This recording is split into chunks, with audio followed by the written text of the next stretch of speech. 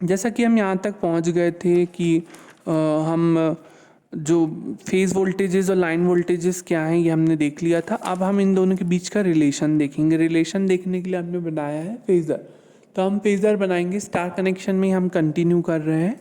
तो जो line voltage होगा वी आर बाय, आर और वाई लाइन के बीच का वोल्टेज वी आर बाय, जिसको हम बोलेंगे लाइन 1 और लाइन 2 के बीच का वेक्टर डिफरेंस, फेज़र डिफरेंस, सदिश अंतर, है ना। सदिश अंतर जो है ई आर और ई वाई के बीच का सदिश अंतर है वी आर वाई, है ना। तो आप देखो, सबसे पहले फेज़र ड्रॉ करने के लिए क्या करोगे, ई आर ड्रॉ करो, ई वाई ड्रॉ करो, ई बी ड्रॉ करो।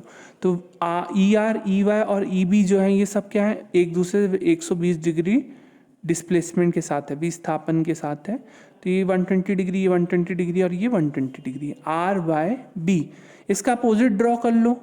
इसका अपोजिट ड्रॉ करोगे तो ये माइनस ई बी, इसका अपोजिट ड्रॉ करोगे तो माइनस ई आर, इसका अपोजिट ड्रॉ करोगे वाई का तो माइनस ई वाई। तो आपने ये भी ड्रॉ कर लिया, ठीक है। अब इसके बाद ये वी आर वाई को हमको लिखना हो तो, है ना। अब आप देखो, जो वी आर वाई है ये किन दो टर्मिनल के बीच का विभवांतर है, लाइन 1 और लाइन 2। लाइन 1 और लाइन 2 में कौन से वोल्टेज आ रहे हैं, ई आर और ई वाई। तो इन दोनों का vector difference E R minus E Y, वो क्या कहलाएगा, V R Y. Vector difference ध्यान रखें, है ना। वेक्टर डिफरेंस अलग चीज़ होती है, अरिथमेटिक डिफरेंस नहीं है ये, सिंपल प्लस माइनस नहीं है ये, आपको फेज़र के हिसाब से उसको करना है। वेक्टर डिफरेंस ई आर और ई वाई के बीच का, मतलब ई आर और माइनस ई वाई, हम इसको लिख सकते हैं V R Y equals to E R minus E Y, ये हमारा है वेक्टर डिफरेंस, ठीक है। इसी प्रकार से वी वाई भी क्या होगा, ई वाई और माइनस ई बी के बीच का।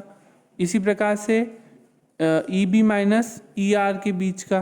तो इस प्रकार से वेक्टर डिफरेंस हमारे V B R, V R Y और वी वाई बी यहाँ प्रदर्शित कर देंगे। तो इस प्रकार से हमारा ये फेज़र इस प्रकार का बनेगा। आई आर हमने यहाँ लिया, ई आर को लैग करेगा आई आर, फाई एंगल से ये फाई ले लिया हमने। अब ये जब पूरा एंगल ई आर और बी के बीच का जो एंगल है फेस का 120 डिग्री है, तो जब ई वाई को हमने ड्रॉ किया तो ये दो पार्ट में बदल गया, ये 60, ये 60, इतना पार्ट भी 60, ये इतना पार्ट भी 60। जब वी आर वाई को ड्रॉ किया तो ये 60 भी दो हाफ में कन्वर्ट हो गया, ये भी 30 और ये भी 30, इसलिए हमने इसको लिखा 30।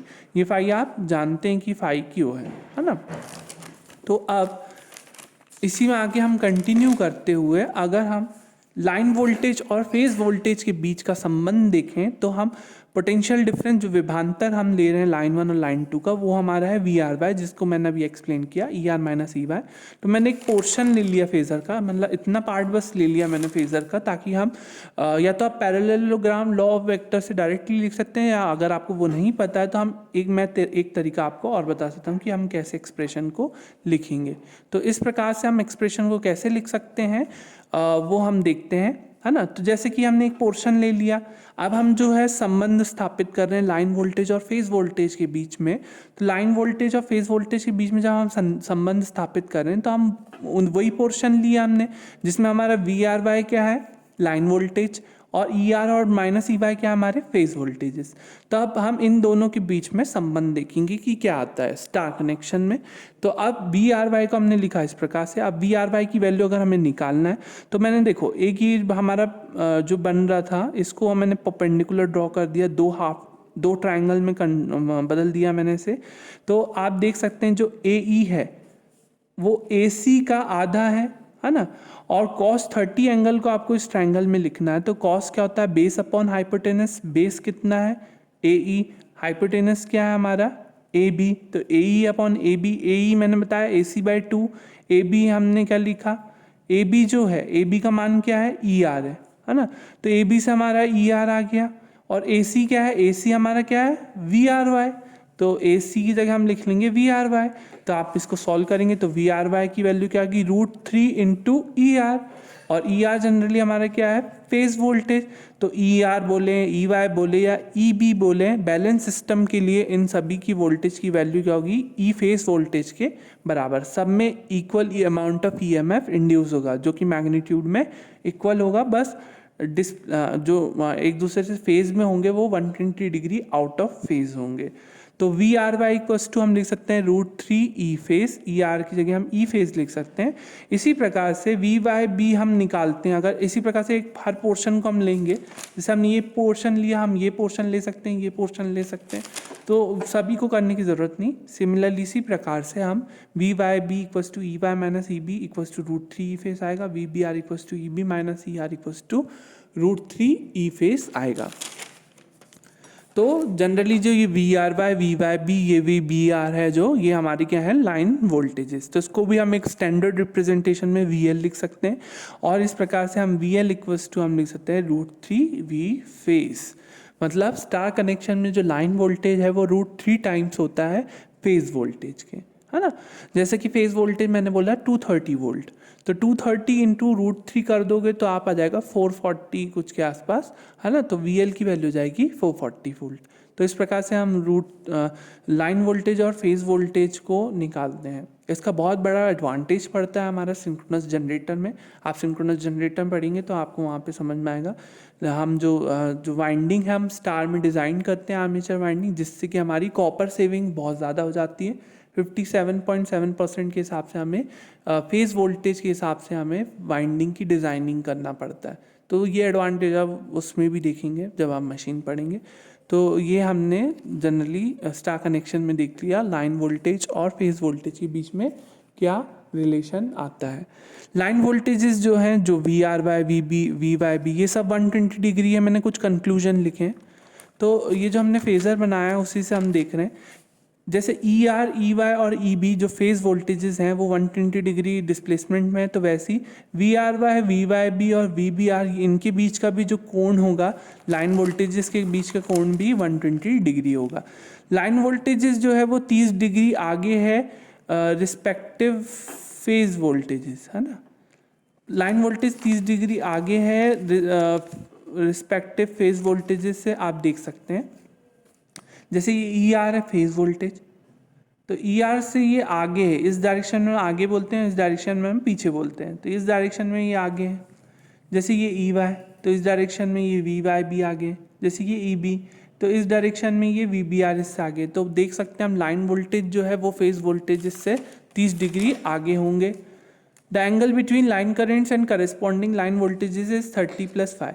लाइन करंट और लाइन वोल्टेज के बीच का एंगल क्या हुआ? फेज वोल्टेज और फेज करंट का एंगल क्या है? फाई, है ना। अभी लाइन वोल्टेज क्या है? ये है, और लाइन करंट क्या है? I R. अब एक चीज़ और, फेज करंट लाइन करंट में मैं क्लियर करूंगा कि दोनों इक्वल क्यों है, लेकिन अभी आई आर को मानो फेज करंट भी और इसको लाइन करंट भी मानो। तो इसको लाइन करंट भी मानो और फेज करंट भी मानो, और आई और वी आर वाई के बीच का एंगल कितना हो जाएगा? ये 30 डिग्री इतना और फाई इतना, तो ये हो जाएगा 30+5।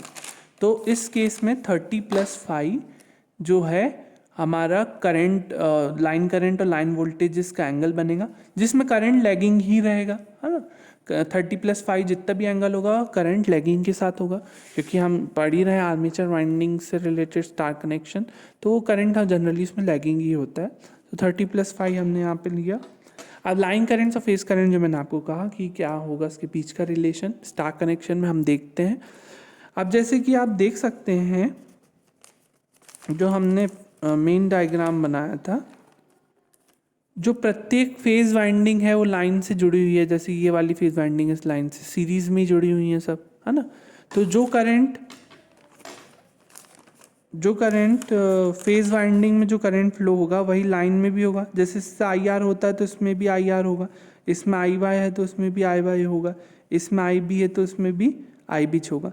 तो लाइन वन लाइन का करंट बोले या हम फेज वाइंडिंग का करंट बोले, प्रत्येक लाइन जो है वो फेज वाइंडिंग से श्रेणी में जुड़ी हुई होती है, इसलिए प्रत्येक लाइन करंट जो होगा, जो फेज वाइंडिंग में जो धारा प्रवाहित होगी, जिससे जो लाइन जुड़ी हुई है जिससे फेज वाइंडिंग से, उस लाइन में वही फेज वाइंडिंग का करंट प्रवाहित होगा। जैसे आर में करंट जो है हमारा आई आर फ्लो हो रहा है लाइन वन में, तो उसको हम लेंगे आई आर। लाइन टू में हमारा current I Y, line three में हमारा करंट आई बी।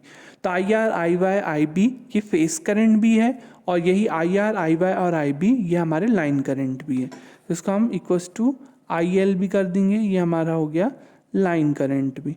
तो और यहाँ हम आई एल को हम लिख सकते हैं आई फेस के बराबर। तो स्टार कनेक्शन में VL जो है √3 V फेज या √3 E फेज लिख सकते हैं, या IL I फेज के बराबर होता है। तो ये दो हमने कंक्लूजन लिखे स्टार कनेक्शन से। अब इसके बाद पावर की एक्सप्रेशन अगर हम लिखे, एक्टिव पावर को आपको मैंने बताया था, सिंगल फेज में भी मैंने आपको बता दिया था, the power which is dissipated in the circuit it is called active power या ट्रू पावर।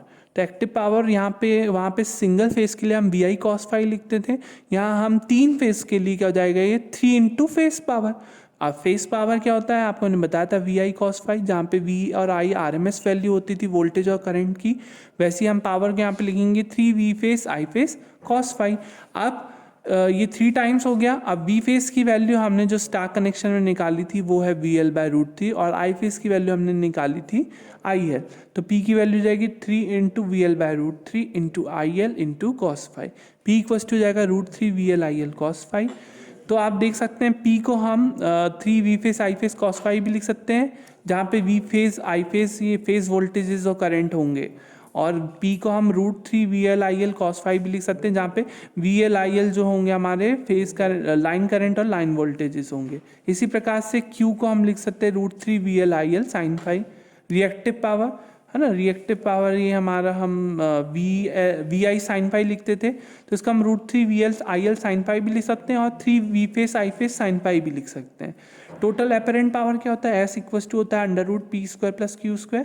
या हम S इक्वल टू हम लिखते थे √3 VL IL, या हम इसको 3 into V phase I phase भी लिख सकते हैं। तो इस प्रकार से तीनों पावर के एक्सप्रेशन हम स्टार कनेक्शन में इस हिसाब से लिखते हैं। इसके बेसिस पर न्यूमेरिकल जो है हम नेक्स्ट क्लास में देखेंगे।